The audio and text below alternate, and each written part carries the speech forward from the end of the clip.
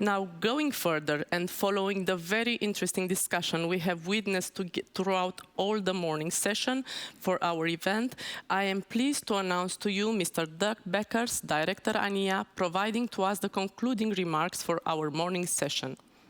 Enjoy.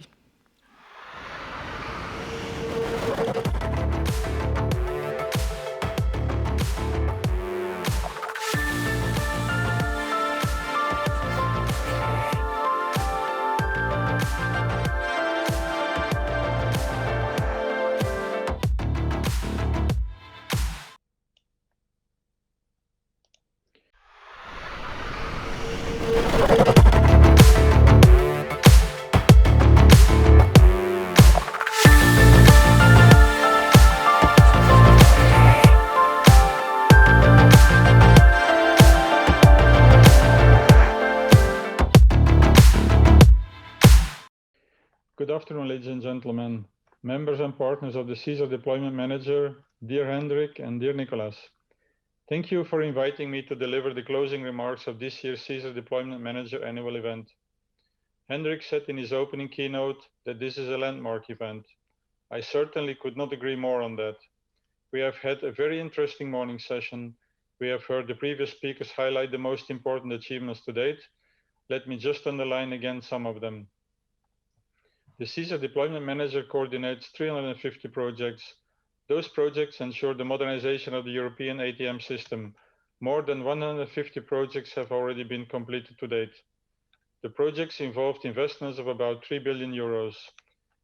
SDM and the partners applied successfully for 1.3 billion euros of co-funding through the Connecting Europe facility. However, what is even more important, the projects are not just completed. They are already delivering tangible results and benefits to aviation stakeholders. The projects reduced the travel time for European citizens and led to fuel and CO2 reductions. The last 6 years have also shown how civil and military cooperation can be implemented. Military projects received a CEF funding of around 93 million euros to improve the civil-military interoperability. Moreover, the European Defence Agency provided the military expert view to SESAR. This delivers benefits for both sides, the civil and the military stakeholders. From INEA's side, I also want to underline another achievement, which is taken as a given, as it is considered so natural in the SESAR innovation cycle, namely the synergies between research and deployment. EU research projects do not end up stored in bookshelves. The SESAR partnership is an excellent example showing that research is also implemented. Nicolas has called the last 6 years a pioneer phase. I do remember very well the first meetings we had together when the CEF program started to support SESAR and we signed the first grant agreement to fund the implementation of the pilot common project. For INEA, this first one and the ensuing grant agreements, together with the specific partnership, are very special. 6 years ago, industry partners took the driving seat to work together and ramp up an unprecedented partnership. Since then, the partnership has grown to more than 90 partners. It represents all main European aviation stakeholders like air navigation service providers, civil and military airspace users, airports, manufacturers, and agencies. Operational stakeholders are involved in deployment decisions from the beginning.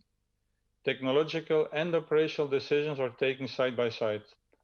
And all these partners work together to ensure a European-wide synchronized SESAR deployment for the benefit of the European airspace and its citizens. The SDM's partnership is unique as it combines the industry's high expertise and, most importantly, its commitment. It is a truly European project.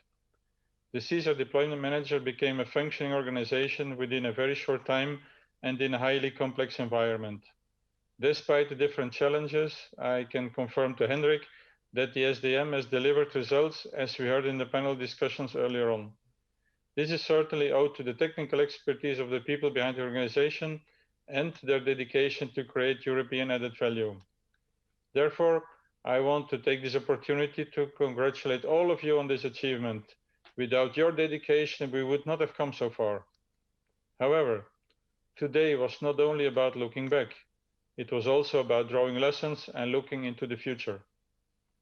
As the panelists have mentioned, it was not always easy. Moving towards a digitalized infrastructure is critical for making aviation more scalable and environmentally friendly. Many improvements have been made since the Single Sky program was set up. Modernization of ATM is an enabler for almost all challenges of the aviation industry, and new solutions are needed to match old problems such as scalability, flexibility, and capacity. In this context, digitalization will also help to reduce the emissions to meet the targets of the European Green Deal. Therefore, implementing partners should not slow down with digitalization, even if it can be often complex to make progress in parallel with running operations. Digitalization also requires very specific expertise, which is not always available. Therefore, it is of utmost importance to use this network of expertise which this unique partnership offers. Stakeholders can build on the knowledge of others, and the deployment manager has facilitated this expertise exchange in the past. From a CEF funding perspective, we are very happy to see that projects were ambitiously planned. However, some lack the required maturity, which ultimately led to delays in implementation and to reduced absorption of EU funding. The importance of good project definition for successful funding was also mentioned in the panel. The SESAR deployment program provides a very good framework on the expected achievements of the projects. This should be the starting point when preparing funding applications. When we talk about challenges, I unfortunately can't avoid mentioning the current COVID pandemic. It had and still has a big impact on the aviation sector and on the implementation of projects. While the aviation sector has faced a capacity crunch in 2019 with records in daily traffic, it faces in 2020 a dramatic decrease in traffic. The deployment manager has kept me and my service informed of the impact on the projects. Let me reassure you that INEA, together with the Commission, will do its utmost to support you on the challenges you face, for example, by allowing additional time to implement the grant agreements, which comes in conjunction with the extension of implementation deadlines foreseen by the Common Project 1. It is important that ATM modernization does not slow down or even stop. SESAR must continue to progress and, when possible, take advantage of the drop in traffic to implement the improvements that would be difficult in normal times. Hendrik pointed out this morning that the European Commission is currently working on proposals on the future of the European Single Sky and the ATM innovation cycle. A stronger involvement of EASA in the industrialization phase is foreseen. Moreover, a new deployment manager will be selected in 2021. Also, the first CEF programming period is coming to an end this year, and very soon the European Parliament and the Council will adopt a new Connecting Europe Facility funding program.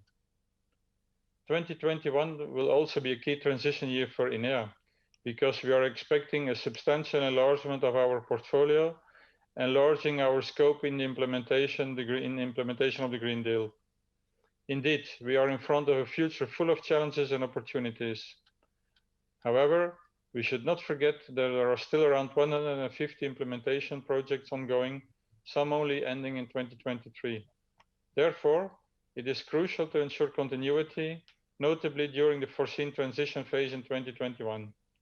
I am confident that the future deployment manager will build on the expertise and the know-how that the SESAR Deployment Alliance has achieved over the past 6 years. Before I close my remarks, I would like to say thank you to Nicolas and his team for organizing this event. Thank you also to all the panelists for the open and fruitful discussion. Exchanging our views and reflecting together on the future is an important part, especially in times where we can't meet in person. To conclude, let me say that I'm really looking forward to the challenges ahead of us. I am convinced that, like in the past, together we will tackle them successfully. Thank you, stay safe, and all the best for the future. We thank you, Mr. Beckers, for the appreciative words towards the SDM activity in the past 6 years, and we noted the need to ensure continuity of the SDM function through an enhanced and strengthened cooperation between the industry and the institutions involved.